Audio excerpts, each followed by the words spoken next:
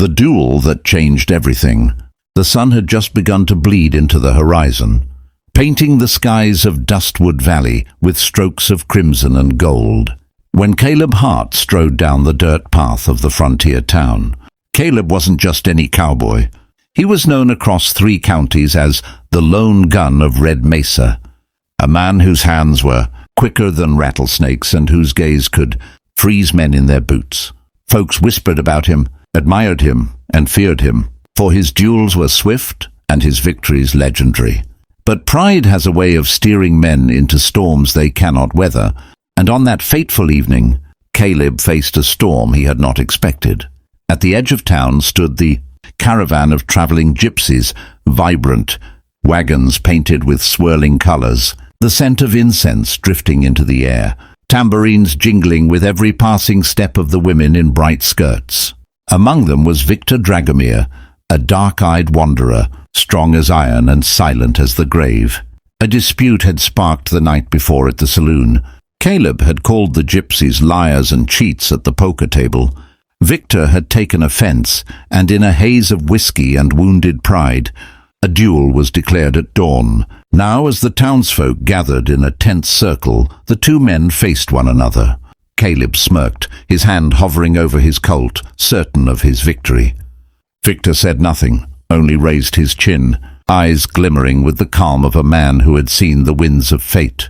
The clock struck, the signal was given, and in the blink of an eye the shots rang out like thunder across the valley. Dust rose, the echo faded, and to the shock of every soul watching, Caleb staggered backward, a burning sting tearing through his shoulder. For the first time in his life he had lost. Murmurs spread through the crowd like wildfire. The proud Lone Gun of Red Mesa defeated. Caleb tried to rise, anger burning hotter than the desert sun, but Victor only lowered his weapon and said, "By the code of my people you live, but to pay your debt you shall take the hand of one of ours. Refuse, and your life is forfeit." The townsfolk gasped, some chuckling, others whispering curses. Caleb, humiliated, would rather have faced death, but the sting of the wound and the weight of his pride broke him. He was forced to agree. The gypsy clan gathered, torches lit, voices chanting in their strange and haunting tongue. Then from the shadows stepped a young woman whose presence silenced even the wind, dark hair like rivers of midnight, eyes shimmering with fire and mystery. Her name was Ismira. Without a word, she extended her hand to Caleb. His pride screamed. His heart resisted, but something in her gaze held him still.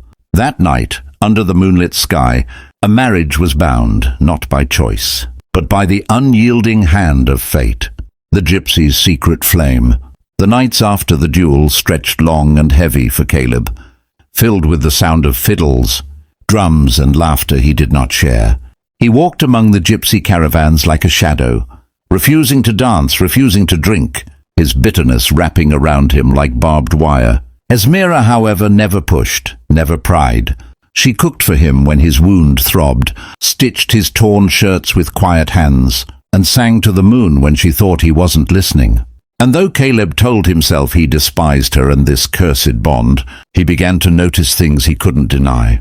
The way her laughter lit up the camp brighter than the lanterns, the way her voice soothed crying children, the way her spirit seemed to belong to the wind itself. One evening, when the camp had gathered to tell stories by the fire, Esmira was called to dance.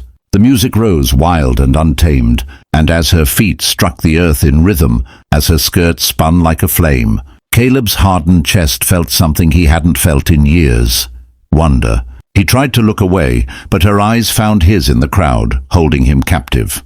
Later that night, as the stars burned like diamonds, Caleb wandered beyond the circle of wagons, trying to chase away the turmoil in his heart. Esmira followed him, her bare feet silent on the grass. "You hate me for what fate has done," she said softly, "but you do not see that fate gives gifts in strange wrappings." Caleb turned to sneer, but her words disarmed him. She told him of her past, how her people were hunted, driven from town to town, misunderstood by all. She told him of her dream to find a place where she could belong, where love was not bought or forced, but found. and in her voice Caleb heard not the song of a stranger, but the cry of a soul that mirrored his own loneliness. That night, for the first time, he did not feel like a prisoner. He felt seen. Days turned to weeks, and the walls he had built began to crumble. Esmira taught him the gypsy ways, how to read the stars for guidance, how to play the fiddle, how to dance without fear. In return, Caleb showed her how to ride horses across open plains, how to shoot tin cans off a fence, how to live with the grit of a cowboy's spirit. Slowly, what began as chains of obligation turned into threads of connection. One evening, as they sat by the river, Caleb reached for her hand, not because he had to, but because he wanted to. And when Esmira leaned into him, eyes glowing with trust, Caleb realized he had not been defeated in that duel. He had been saved.